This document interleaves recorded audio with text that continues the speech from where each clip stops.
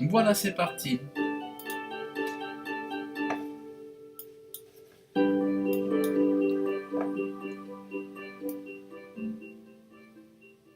Voilà, bonsoir à tous, bonsoir chers frères, bonsoir chères sœurs.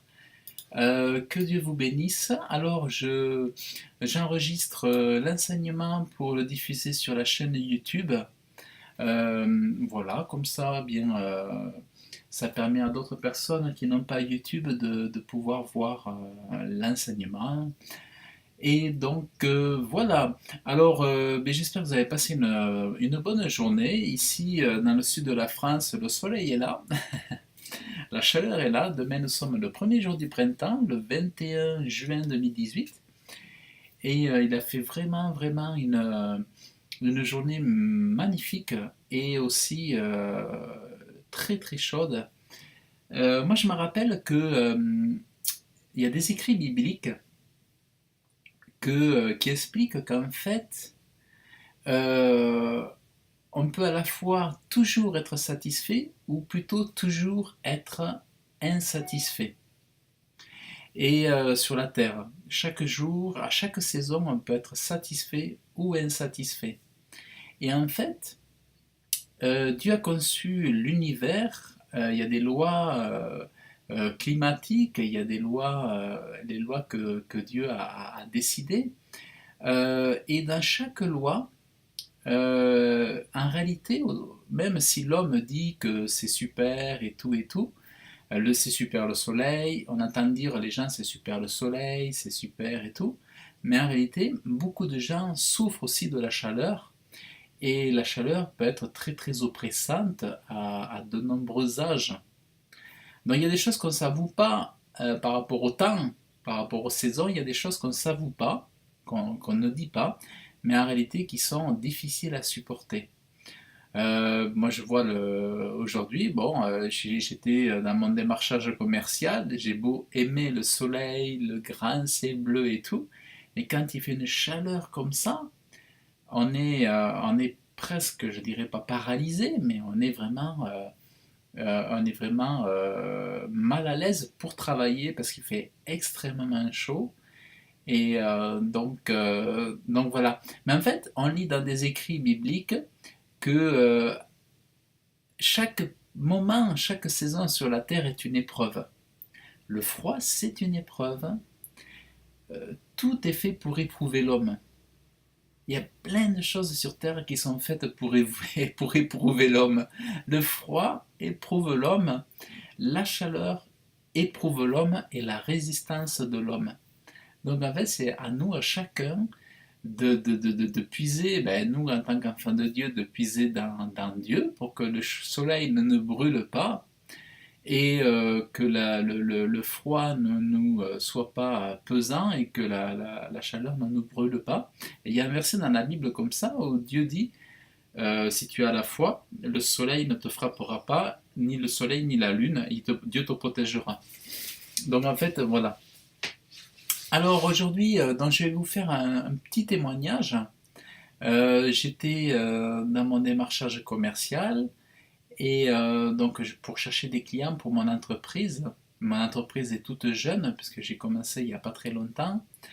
Et donc, ben, comme je fais tout, je vais chercher des clients. Et aujourd'hui, donc, je démarchais. Alors aujourd'hui, ça a été une journée vraiment complexe. Et à un moment donné, donc, j'allais de commerçant en commerçant, d'entreprise en entreprise. Et à un moment donné, je vais vers un monsieur, il vendait du vin, c'était un caviste. Et je rentre pour parler à ce monsieur.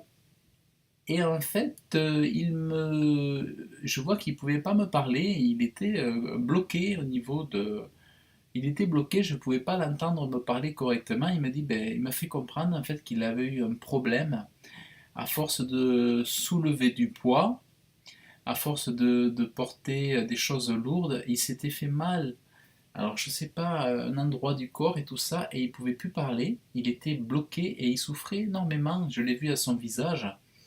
il avait des couleurs, on voit qu'il avait pris le soleil, on voit qu'il était quand même bien portant, tout ça, mais il était énormément handicapé parce qu'il ne pouvait pas parler. Et il avait une douleur ici, il avait trop abusé peut-être il avait tiré sur, il avait trop forcé, peut-être il s'était déchiré quelque chose, je ne sais pas quoi. Alors, quand j'ai vu que ce monsieur ne pouvait pas communiquer avec moi, bon, moi je lui ai fait mon démarchage commercial en lui présentant mes services et tout ça.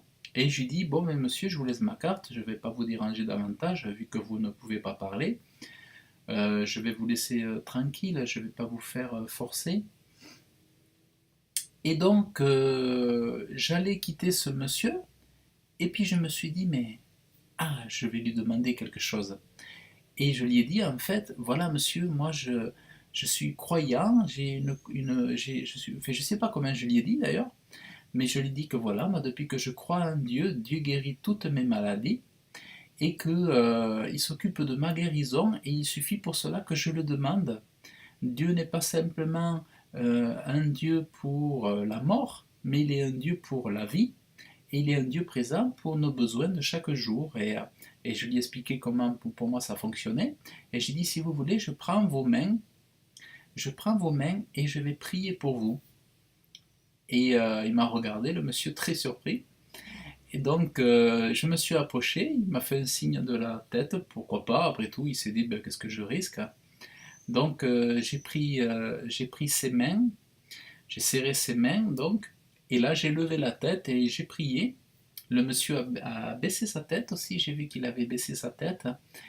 Et donc j'ai prié, j'ai parlé comme si Dieu était devant moi, hein, comme si Dieu était vraiment devant moi, j'ai parlé et j'ai demandé la guérison pour ce monsieur, j'ai supplié Dieu et j'ai parlé de la croix, du sang de Jésus et que par cela nous avons la guérison.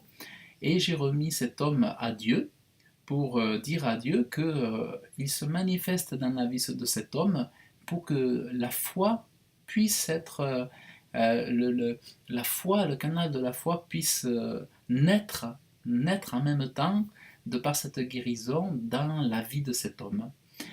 Et donc j'ai fait ma prière et j'ai dit Amen. Le monsieur m'a remercié et donc j'ai dit bon, ben voilà monsieur, bon ben je vous quitte, je m'en vais. Donc il était reconnaissant. Et après je me suis dit mince, je lui ai pas donné de dépliant. Et dans ma sacoche de commercial, je mets toujours parce qu'en même temps que je fais le démarchage commercial, je distribue dans les boîtes aux lettres des petits livrets ou des dépliants, des petits livrets très très bien faits que je dépose dans les boîtes aux lettres en guise d'évangélisation. Et j'ai pensé à ce livret, alors j'ai fait marche arrière, je suis re-rentré dans la boutique, le monsieur m'a vu re-rentrer dans la boutique, et il a dû se dire, ben, qu'est-ce qu'il fait celui-là? Et il revient, et en fait je suis venu lui apporter un livret, et je lui dis, voilà monsieur, lisez ça le soir, vous allez voir, c'est un excellent médicament. Et en fait, la parole de Dieu, c'est un médicament. La Bible est un médicament. Et lire des versets bibliques, lire la parole qui fait des miracles, c'est un médicament, c'est la vérité. Alors j'ai dit à ce monsieur, lisez cela, ça va faire vraiment, ça va être un médicament. Prenez ça comme un médicament.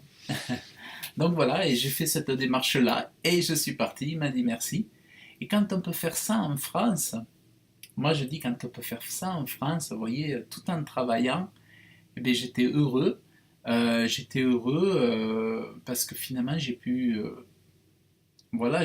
faire mon travail, enfin du moins chercher des clients, et en même temps j'ai pu évangéliser, évangéliser et faire l'œuvre d'un évangéliste et toucher une personne, voilà, et c'est des choses comme ça qui font que Dieu va nous placer les uns les autres à tel ou tel endroit, et tous, chacun, comme des fourmis, nous travaillons chacun de notre côté, et nous sommes, je dirais, comme les serviteurs de Dieu qui œuvrons chacun à notre place, et nous faisons quelque chose. Ce matin, je lisais, Dieu disait dans la Bible, ne vous lassez pas, mais faites toujours de plus en plus d'efforts pour faire des bonnes œuvres, pour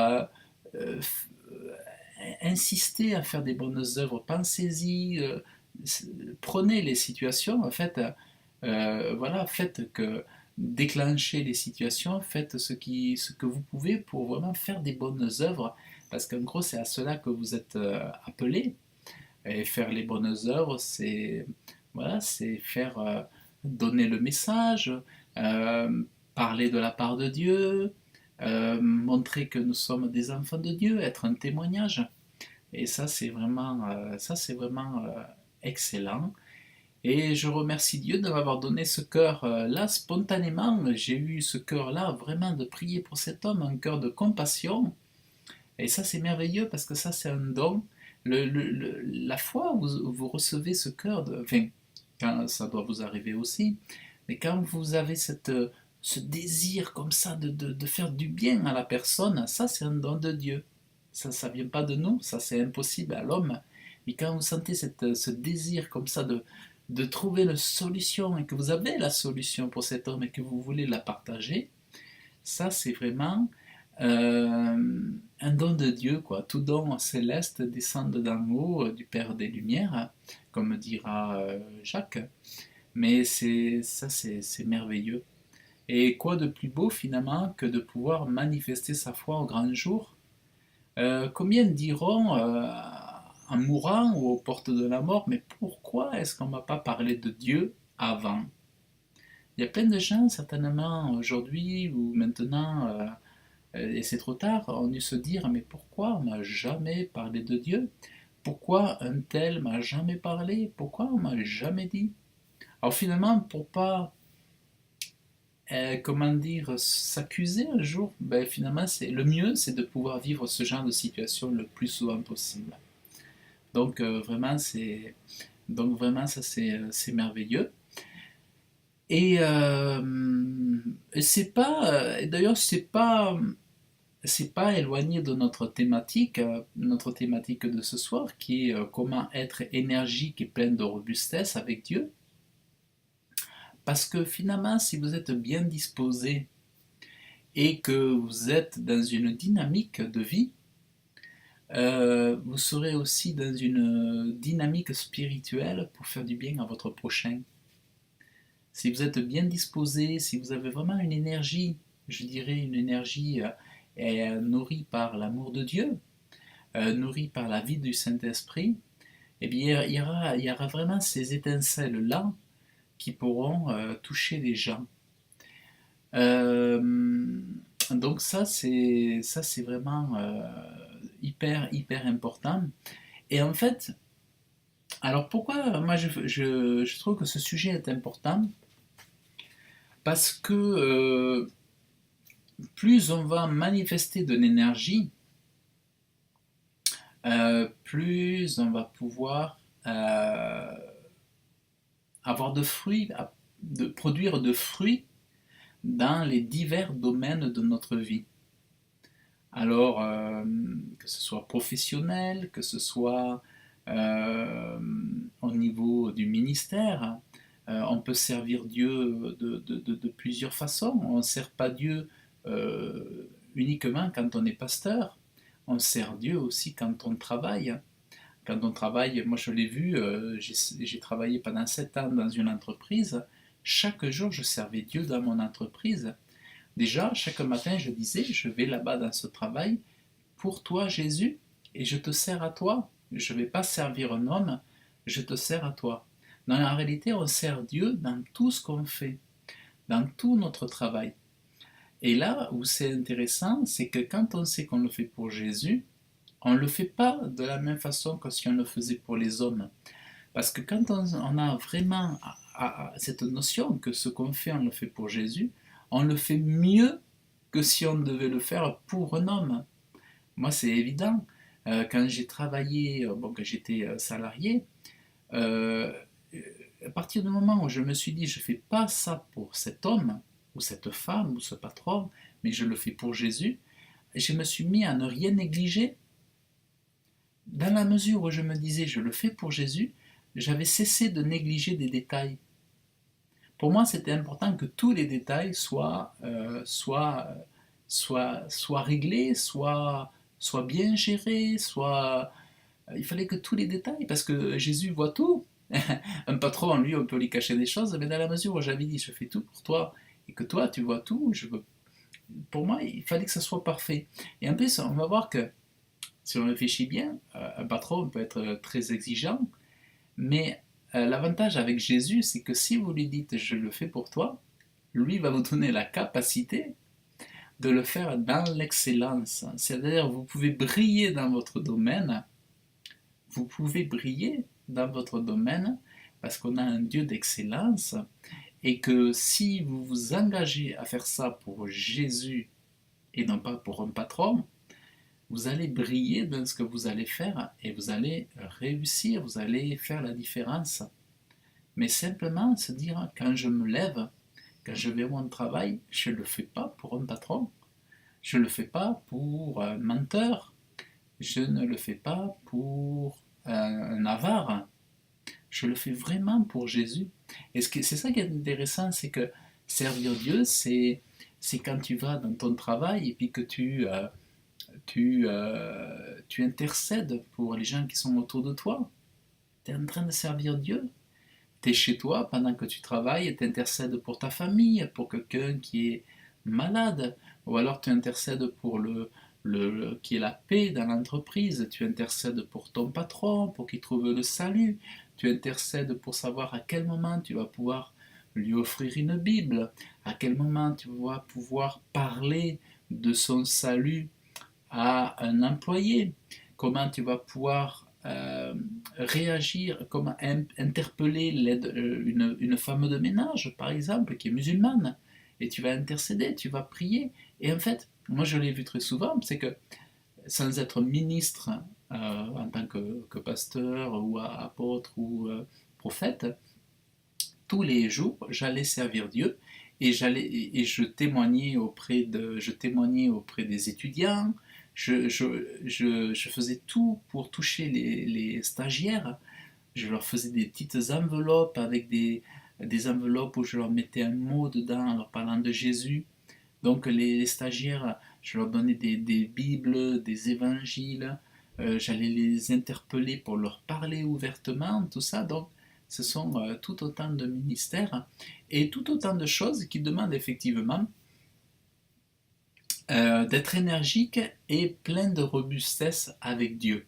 Alors, moi, c'est un sujet que j'ai étudié notamment dans la perspective de mon entreprise, de cette initiative de lancer mon entreprise.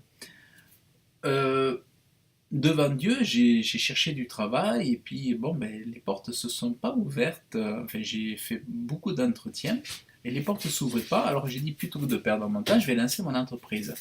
Mais comment moi me comporter? Comment moi ne pas faire des erreurs? Comment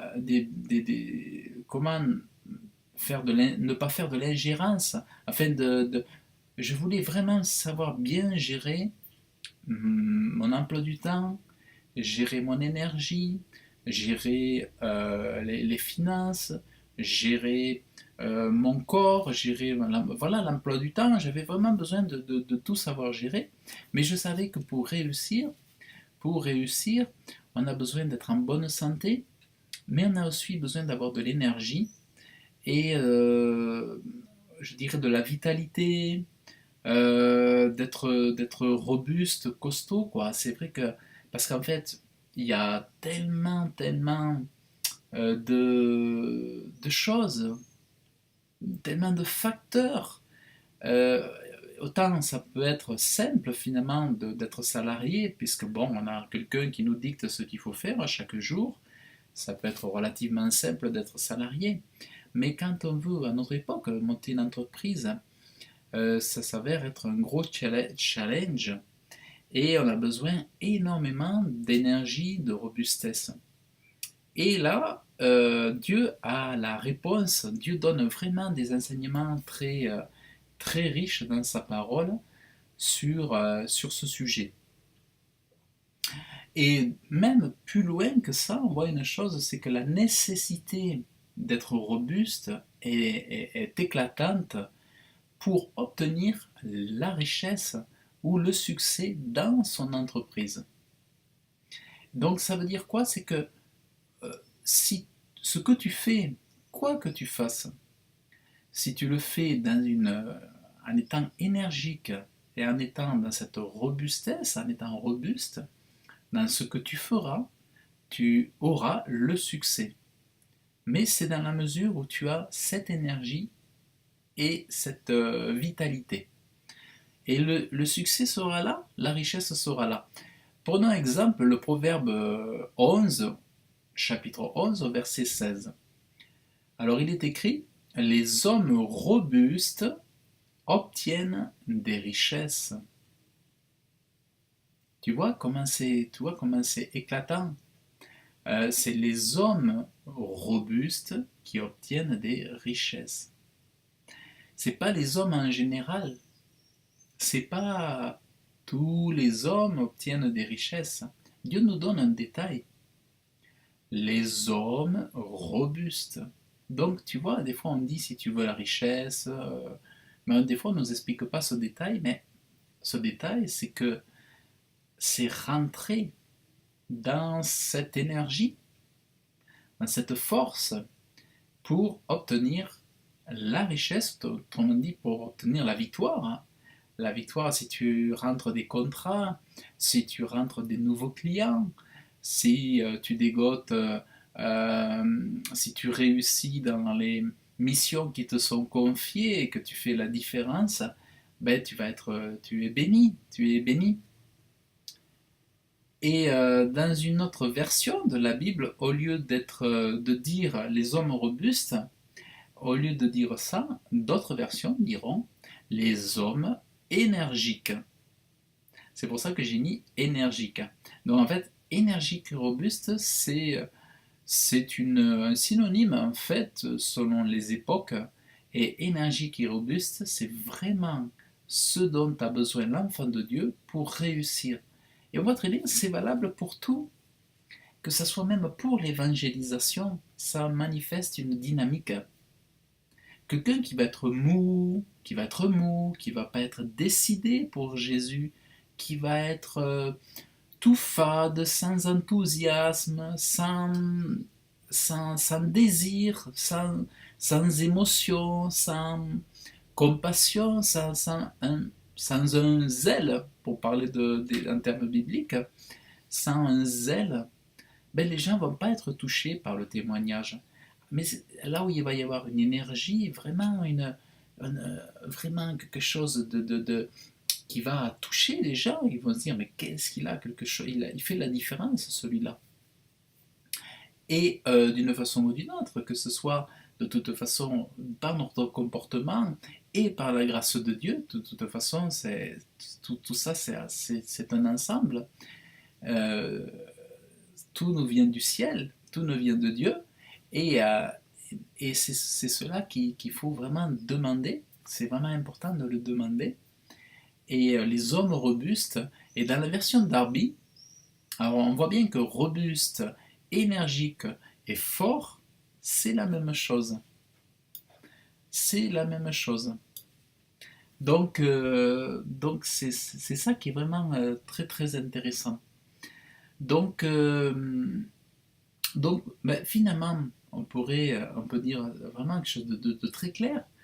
Si tu veux voir, si tu veux toucher ta cible, si tu veux toucher vraiment le point le plus important de ta cible, si tu veux vraiment saisir euh, le maximum de l'objectif que tu t'es fixé, ah ben, bien sûr, il faut se fixer un objectif pour commencer d'abord. Si tu es dans cette énergie qui vient de Dieu, dans cet état robuste, dans cette force, et bien là, tu vas avoir ton résultat, tes résultats. Dieu parle de richesse. Mais un homme qui n'a pas ça, il passe à côté. Ça, c'est évident. Un homme qui n'a pas ça, il passe à côté. Euh, Par exemple, on a Romains chapitre 12, verset 11. On peut l'associer, hein, vous allez voir.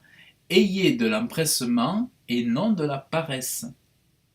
Mais on voit bien que Dieu ne demande pas de le laisser faire. Dieu ne nous demande pas de le laisser faire. Il dit, c'est vrai, consultez-moi, que je vous donne tout ce que je peux vous donner, le vouloir et le faire et tout ça. Mais pour vous, faites votre part. Et la grâce viendra, la grâce tombera. Mais, dans Romains 12, 11, ayez de l'empressement et non de la paresse, soyez fervents d'esprit. Et ça, c'est valable pour tous les aspects de la vie. Si tu avais vraiment besoin de résultats, à toi de te dire, ben voilà, j'ai pas simplement besoin d'un homme, d'être un homme quelconque, j'ai besoin d'être un homme robuste, énergique. Voilà. Donc ça ne se réfère pas seulement à des réunions de réveil, mais aussi aux affaires, au business, au, au business, à la manière de gagner ta vie. Euh, et tout ça, ça reste un service pour Dieu. C'est tout ce que tu fais, tu le fais pour Dieu, tu sers Dieu. Et vraiment, c'est ce que disait, il a fait un livre, comment il s'appelle, sur l'excellence. Et je ne l'ai pas lu, ce livre, j'en ai entendu parler, où Derek Prince enseigne qu'en fait, avec Dieu, si vraiment on saisit les principes bibliques dans l'alliance que nous avons avec Dieu, nous pouvons vivre l'excellence dans les domaines de notre vie. Et il faut vraiment qu'un jour je me procure ce livre sur l'excellence de Derek Prince. Et moi, c'est un principe dont je suis entièrement d'accord avec ça. Reinhard Bonnke aussi parlera donc de ce que nous ayons besoin d'être enflammés. Enflammés, ne pas être paresseux, mais être fervent d'esprit. Et pas simplement par notre vie spirituelle, mais aussi lorsqu'on va travailler, voilà, avoir un emploi, faire les choses pour les autres, en se disant je ne le fais pas pour un tel ou un tel, mais je le fais vraiment pour Jésus-Christ. Il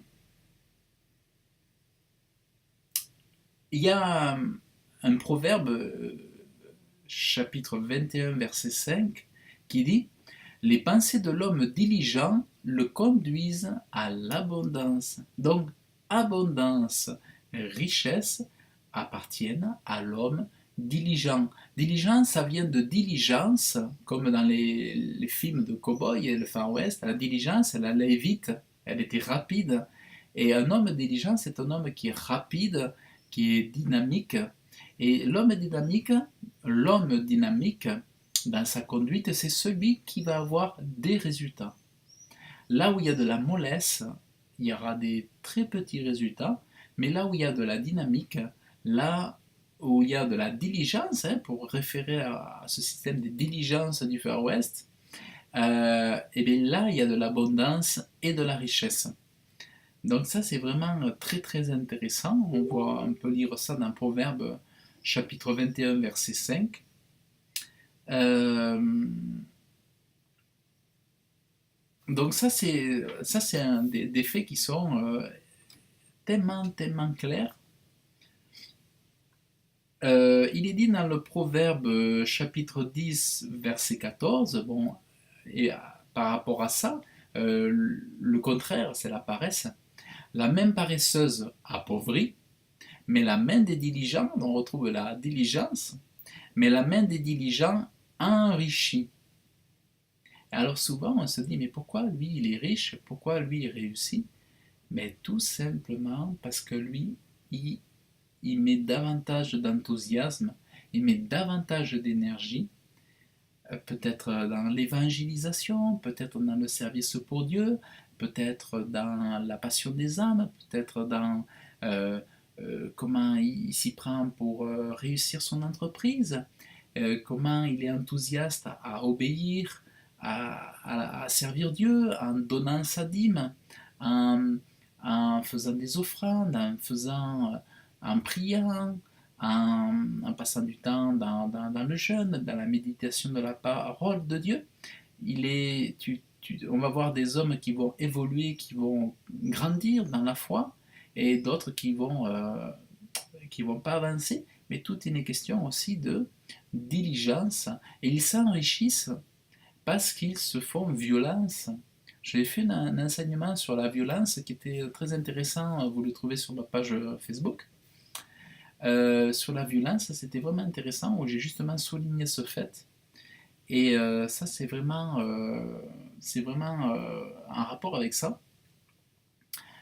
Euh, et il est dit donc que celui qui s'enrichit, c'est celui qui est dynamique, diligent, qui est rapide et qui saisit les occasions.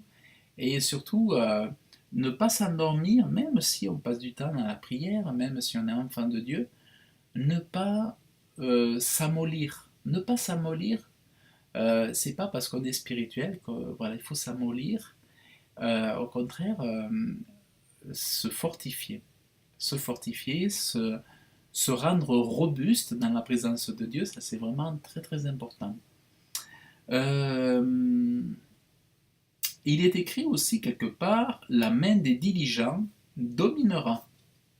Donc en fait, ceux qui finissent vraiment à la tête, c'est ceux qui sont diligents. Souvent, si vous voyez certains prédicateurs qui ont de la réussite, qui ont la bénédiction, alors que d'autres ne l'ont pas, c'est tout simplement parce qu'ils ont fait preuve de diligence, de zèle, de déterminisme, et ils ont eu des objectifs bien précis, et les choses se sont manifestées. On a vu vraiment la bénédiction dans leur vie, et d'autres, c'est le statu quo, ça avance pas, il n'y a pas d'évolution, mais tout simplement parce qu'il n'y a pas eu ce désir, cet enthousiasme, cette, euh, euh, cette effervescence pour servir Dieu, et à cause de la mollesse, de la paresse, eh bien, c'est du surplace. Oh, il n'y a pas eu de progrès.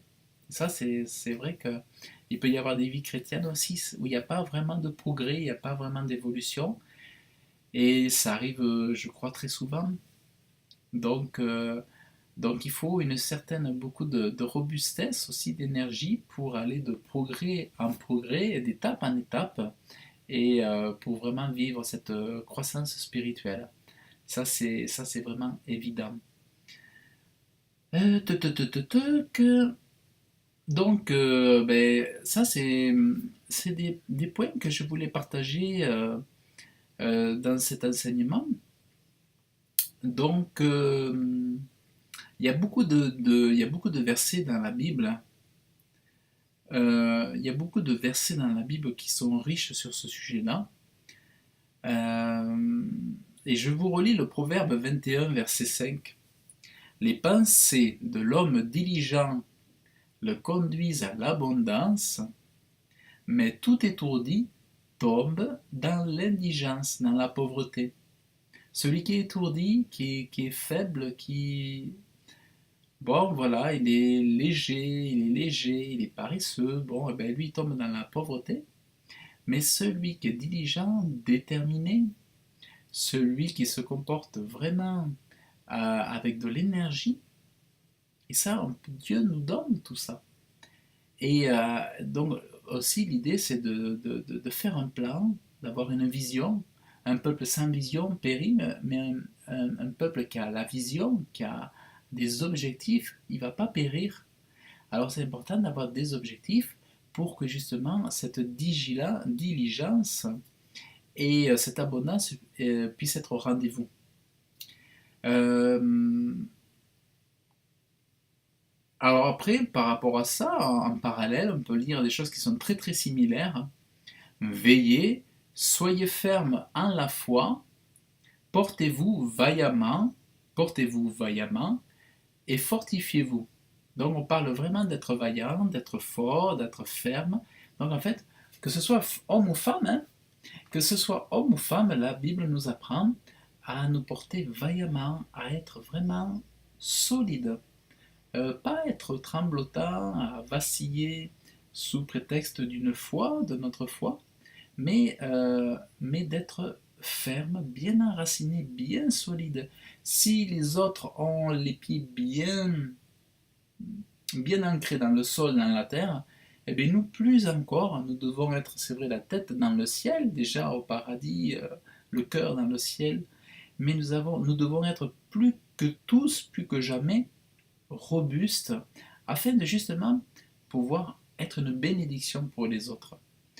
Vivre notre vie chrétienne pour ne pas se laisser séduire par les pièges du diable, on a besoin d'être robuste et énergique, et pour apporter du réconfort, être une consolation pour les autres, c'est énormément de choses qui font qu'on a cette nécessité d'être robuste, parce que si on est faible, qu'on est désemparé, qu'on est plus malheureux que les êtres humains, que les autres hommes, on ne peut pas les aider.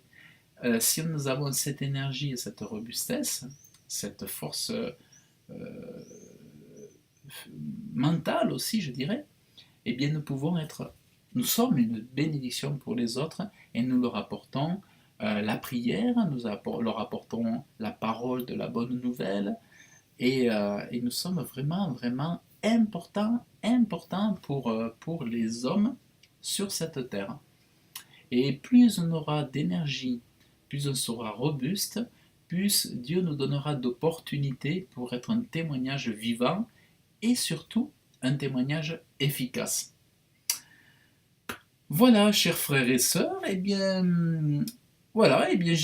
pour ce soir, nous sommes, voilà, j'ai vraiment partagé ce que j'avais sur le cœur sur ce sujet pour moi qui est très important dans le cadre de création d'entreprise, mais aussi lorsqu'il y a des projets en cours, des projets spirituels, des objectifs, des buts d'une mission de vie.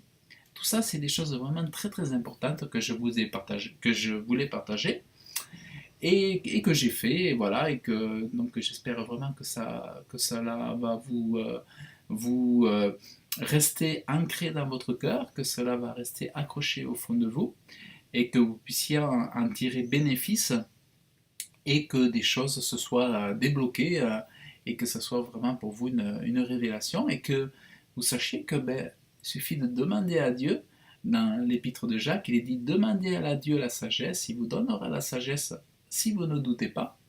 Et bien pareil, demandez à Dieu la force, la robustesse, l'énergie et que rien ne vous manque chaque jour de votre vie.